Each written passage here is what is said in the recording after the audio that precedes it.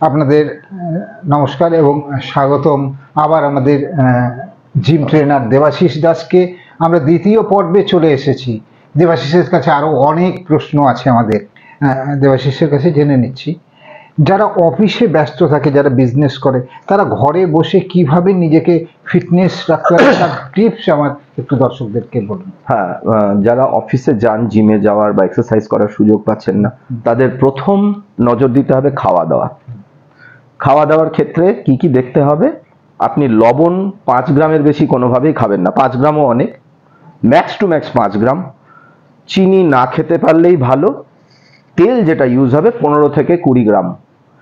5 গ্রাম লবণ মানে প্রায় 2000 মিলিগ্রাম সোডিয়াম, সেটা অনেকটা জল ধরে রাখবে শরীরে।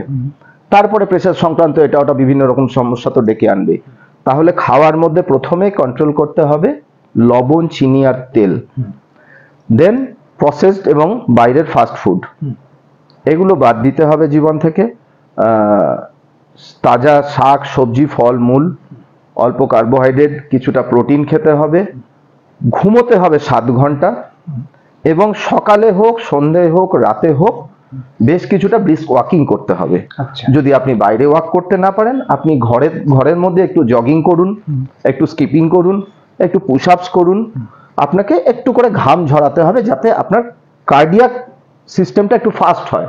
হার্টটা বেশ জোরে ঢকঢক ঢকঢক করবে, ব্লাড সার্কুলেশন ফাস্ট হবে, কিছুটা ক্যালোরি আপনি বার্ন করলেন। আর দেখতে হবে আপনি সারা দিনে কতটা ক্যালোরি বার্ন করছেন। দেখা গেল আপনি 2000 ক্যালোরি বার্ন করছেন, তো আপনাকে 500 ক্যালোরি কমসে কম ডেফিসিটে রাখতে হবে। 1500 ক্যালোরি খেতে হবে। তাহলে আপনার যে এক্সট্রা চর্বিটা জমে আছে সেটা বার্ন হয়ে গিয়ে আপনি ফিট থাকবেন।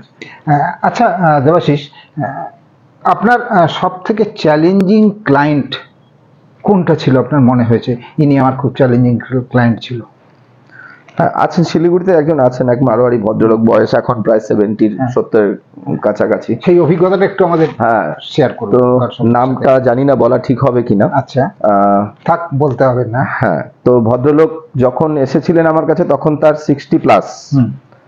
উনি ঢুকেছিলেন একদম এইরকম ভাবে কুঁজো হয়ে। আচ্ছা, কোনো মতে এরকম করে ঘাড় উঠিয়ে আবার কাউন্টারে আমি বসা ছিলাম।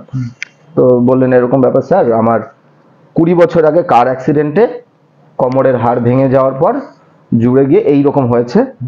বহু ডাক্তার দেখিয়েছি, বলেছেন অপারেশন করতে হবে, বাট সাকসেস হবে কিনা তার কোনো গ্যারান্টি নেই। তো আপনি কি কিছু করতে পারবেন? আমি বললাম যে আমি চেষ্টা করে দেখতে পারি, শিওর না, তবে আশা রাখি পুরোটা না হলেও কিছুটা সুস্থ করতে পারবো, আপনাকে আমি আরেকটু সোজা করতে পারবো। যাই হোক, তারপরে উনি জয়েন করলেন, আমার সাথে কাজ শুরু করলেন। 6 মাসের মধ্যে উনি যখন উনি এসছিলেন প্রায় 45 ডিগ্রি অ্যাঙ্গেলে বেঁকা ছিলেন। আমি 60 to 75 ডিগ্রি অ্যাঙ্গেল অব্দি ওনাকে সোজা করে দিতে পেরেছিলাম। আচ্ছা, বাহ, হ্যাঁ। সুন্দর। তো তারপর থেকে উনি প্রায় সুস্থ জীবন যাপন করেন, মাঝে মধ্যে এদিক ওদিক ঘুরতে যান, এখনো আমাকে হোয়াটসঅ্যাপে মেসেজ পাঠান। আর সবচেয়ে একদিন মানে একটা ভালো লাগার স্মৃতি, আমার গুজবাম্প দিয়ে দিচ্ছে, এবং সেদিন লজ্জাও পড়েছিলাম এবং খুব ভালো লাগে। আমার থেকে কমসে কম উনি প্রায় 20 বছরের বড়। আচ্ছা, তো একবার গুরু পূর্ণিমার দিন এসে আমার প্রায় পায়ে হাত দিয়ে প্রণাম করতে যাচ্ছিলেন। খপ করে ধরে ফেলিও না, কাছে সেটা করবেন না, আপনি অনেক সিনিয়র। বলেন না, আপনি আমাকে নতুন জীবন দিয়েছেন। আচ্ছা, হ্যাঁ, আপনি আমাকে নতুন জীবন দিয়েছেন, আমিও আশা করিনি। আমি একটা মানে আইডিয়ার উপর আপনার বলাতে আপনার সাথে জয়েন করেছিলাম, বাট আমি যে এইটুকু হয়েছি, আমি বললাম দেখুন আর বোধহয় খুব কিছু হবে না। আচ্ছা, হ্যাঁ, আপনার যেহেতু বয়স হয়ে গেছে অনেকটা, তো আর বেশি কিছু বলে যথেষ্ট, আমি এইটুকুতে সন্তুষ্ট। তো সেই ওনার সাথে সম্পর্ক এখনো আছে। আপনারা শুনলেন। এরপর আমি দেবাশিসের কাছে জেনে নেব, দেবাশিস আপনার নিজের ফিটনেস রুটিনটা কেমন বলুন। তারপরে এটা শোনার পরে আমি আপনার জিমে গিয়ে দেখে নিচ্ছি আপনি কিভাবে করাচ্ছেন এবং কতজন ক্লায়েন্ট আছে আপনার। একটু বলুন আপনার ফিটনেস ট্রেনিংটা কেমন, রুটিনটা কেমন আপনার? আমার এখন খুব আমি নিজের এক্সারসাইজটা খুব হালকাই করি এখন। আর যেহেতু সেই কম্পিটিশন বা ওই বড় মাসল হোল্ড করার ইয়ে নেই, তো আমি সকালে ঘুম থেকে উঠে একটু ফ্রুটস খাই, বিশেষ করে পাকা পেঁপেটা খাই, আর একটু ড্রাই ফ্রুটস খাই।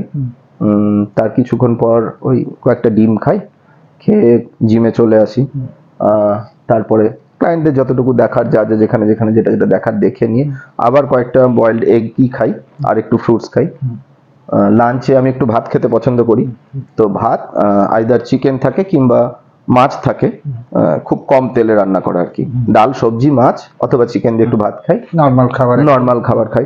সন্ধ্যায় একটা চা, আর সাথে হয়তো এগ বয়েলড হলো বা একটু চানা টানা এরকম কিছু হলো, ওটা খেলাম। আর রাতে বেশিরভাগই আমি আইদার ওই চিকেন আর ভেজিটেবল সবজি বয়েল করে খাই, কিংবা একটু কিনোয়া চিকেন দিয়ে, আচ্ছা খুব হালকা করে। আমরা শুনলাম দেবাশিসের রুটিন। এখন আমরা দেখুন আপনাদেরকে দেখাচ্ছি দেবাশিসের ক্লায়েন্টদেরকে দেখাচ্ছি, এবং দেবাশিস যেখানে জিম করান। তো আজকে দেবুর জিমখানাতে আমরা যাচ্ছি এবং গিয়ে আপনাদেরকেও দেখাচ্ছি দেবুর ক্লায়েন্টদের, এবং দেবুর যে জিমখানা আছে কি কি ধরনের মেশিন থাকে এবং কত ছেলেমেয়েরা এখানে করছেন। তারপরে আমরা একটা বিরতি নিচ্ছি, আবার আমরা ফিরে আসছি দেবুকে নিয়ে আমাদের এই দ্বিতীয় পর্বে। আমরা এই মুহূর্তে এসে পৌঁছেছি ultimate fitness studio. Ultimate fitness স্টুডিওতে আমরা দেখে নিচ্ছি, অর্থাৎ দেবাশিস দাস যিনি ট্রেনার এখানকার, আমি দেখে নিচ্ছি দেবাশিস দাসের নিজের শরীরচর্চাও তিনি করেন, কিভাবে করেন, এবং সাথে সাথে আমরা ওনার ফিটনেস স্টুডিও দেখছি, উনি এখন শরীরচর্চা করছেনও। Debashis Das fitness trainer.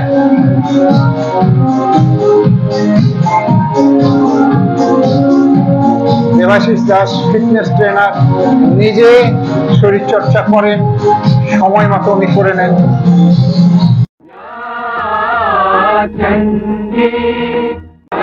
রঙ্গোলি শেরসিলাল মার্কেট, শিলিগুড়ি। বাঙ্গালোর সিল্ক, কটকি সিল্ক, হ্যান্ডলুম সিল্ক সহ বিভিন্ন রকমের সিল্ক শাড়ির সম্ভার রয়েছে এখানে। এক কথায় এক্সক্লুসিভ সিল্ক শাড়ির শোরুম, রঙ্গোলি শেরসিলাল মার্কেট, শিলিগুড়ি। নমস্কার। নমস্কার। আমরা আবার চলে এলাম আমাদের বিরতির পর দেবাশিসকে নিয়েই। আরেকটা জিনিস আমরা শুনি, আগেও শুনতাম যে ছোটবেলা থেকে ওয়েট লিফটিং করলে নাকি হাইট কমে যাবে, কিংবা হয়তো জিম করতে যাও হাইট বেড়ে যাবে। এটা সম্পর্কে দেবাশিস আপনি কি বলবেন? এটা একটা মিথ এখনো অনেক বাবা মায়েদের মধ্যে আছে।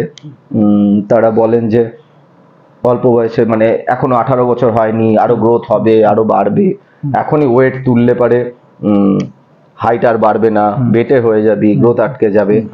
একটা উদাহরণ দিই, আর্নল্ড শোয়ার্জনেগার 16 বছর বয়সে যথেষ্ট মাস্কুলার ছিলেন, পরিণত বয়স্কে তার হাইট হয়েছিল 6 ফুট 2.5 ইঞ্চি। আচ্ছা, ঠিক আছে। তো এক্সারসাইজ করলে কি হয়, আমাদের পিটুইটারি গ্ল্যান্ডটা অ্যাক্টিভ হয়। মাথার পেছনে থাকে pituitary gland, pituitary gland active হবে। পিটুইটারি গ্ল্যান্ড অ্যাক্টিভ হলে কি হবে, গ্রোথ হরমোন সিক্রিয়েট হবে। গ্রোথ হরমোন পিটুইটারি গ্ল্যান্ড থেকে সিক্রিয়েট হয়। আচ্ছা, তো যখনই পিটুইটারি গ্ল্যান্ড অ্যাক্টিভ হবে, গ্রোথ হরমোন বেশি সিক্রিয়েট করবে, ন্যাচারালি আপনার হাইট বাড়বে। কিন্তু এটা খুব সামান্য, কিন্তু বাড়বে, সামান্য হলেও বাড়বে, আপনি একটু হলেও চেঞ্জ করতে পারবেন। মানে এক্সারসাইজের ফলে হাইট একটু বাড়ানো যায়।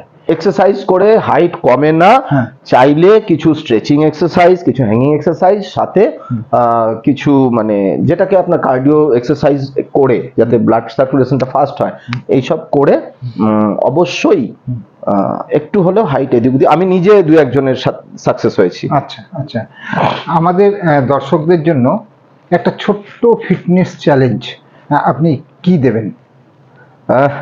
ফিটনেস চ্যালেঞ্জ হচ্ছে গিয়ে আফটার 40 আপনার কোমরের মাপ 38-এর উপরে যেন না থাকে। আচ্ছা, এটা ছেলেদের ক্ষেত্রে, মেয়েদের ক্ষেত্রে 35। আচ্ছা, 38-এর উপরে চলে গেলই মানে আপনি ওবেস হচ্ছেন, আপনার ফ্যাট পার্সেন্টেজ অনেক বেড়ে গেছে। 38 থেকে 40 max to max fat percentage বেড়ে গেছে, তার মানে আপনি ডেঞ্জার জোনের দিকে যাচ্ছেন। আপনি 3 তলা 4 তলায় যখন সিঁড়ি দিয়ে উঠছেন, একবারে উঠতে পারছেন কিনা, না হাঁপাতে হাঁপাতে বসে যাচ্ছেন, এই ব্যাপারগুলো যদি আপনি ঠিক রাখেন তাহলে মনে করতে হবে আপনি ফিট আছেন। ঘুম ভালো হচ্ছে কিনা, হজম ভালো হচ্ছে কিনা। ধন্যবাদ আপনাকে, আপনার মূল্যবান সময় আপনি দিয়েছেন আজকে আমাদের দর্শকদের জন্য। আপনারাও আশা করি দেবাশিসের কাছ থেকে অনেক কিছু মূল্যবান তথ্য পেলেন। সবশেষে একটাই কথা বলবো, আপনারা সুস্থ থাকুন, আপনারা জিম করুন এবং দেখতে থাকুন আমাদের এই রিয়েল টাইম টক পডকাস্ট চ্যানেল।